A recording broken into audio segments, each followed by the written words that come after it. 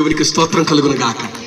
యేసయ్య అంటున్నాడు, నేను జీవపు, నన్ను వెంబడించేవాడు చీకటిలో నడవడు, నిత్య జీవపు వెలుగు కలిగి ఉంటాడు. అందుకే మొదటి శతాబ్దంలో క్రైస్తవులకి శ్రమ ఎందుకు ఇస్తారో తెలుసా? వెలుగుతున్నా నేను ఇక్కడే ఉంటే ఇక్కడ వాళ్ళు వెలిగిస్తా, అయిపోయింది.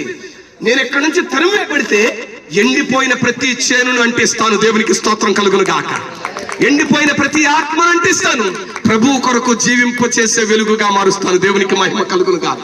అందుకే నీకు శ్రమలు పడతాడు. ఆ శ్రమ ద్వారా దేవుని సమీపించినప్పుడు నీకు విడుదలిస్తాడు. ఆ సాక్ష్యం ద్వారా అనేకులు క్రీస్తు వద్దకు వస్తారు.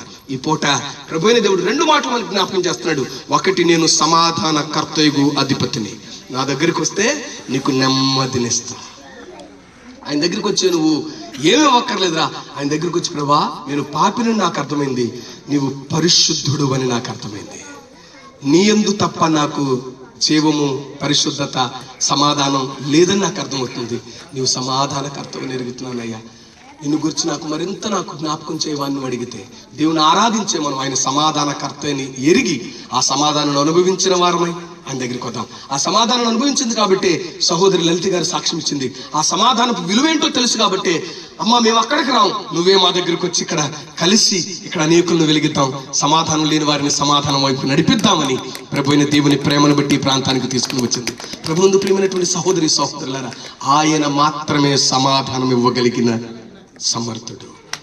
ఆయనలో చేవపు వెలుగు, ఆయనే మనల్ని వెలిగించగలిగినాడు. సూటిగా అంటాను, ఆయన దగ్గరికి వస్తే దేవుడెవరో చూపిస్తాడు. ఆ దేవుడెవరో కాదు, ఆయనే. మీలో చాలా మంది అనుకోవచ్చు, మాకు క్రైస్తవంలో నచ్చం లేదు. యేసయ్య చెప్పాడు ఎక్కడైనా నేనే దేవుడినని, ఆ మాట చూపించి నేను ముగిచ్చేస్తాను. యేసయ్య చెప్పాడు ఎక్కడ నేను దేవుడినని?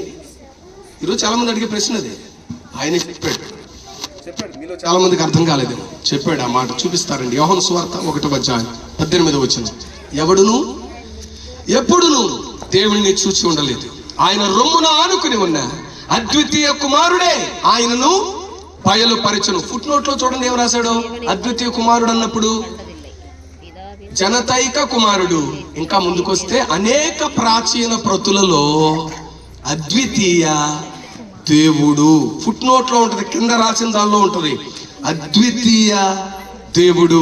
అందుకే తరతరాలలో, యుగ యుగాలలో, జగ జగాలలో దేవుడు దేవుడు యేసే దేవుడు, మన దేవుడు దేవుడు యేసే దేవుడు.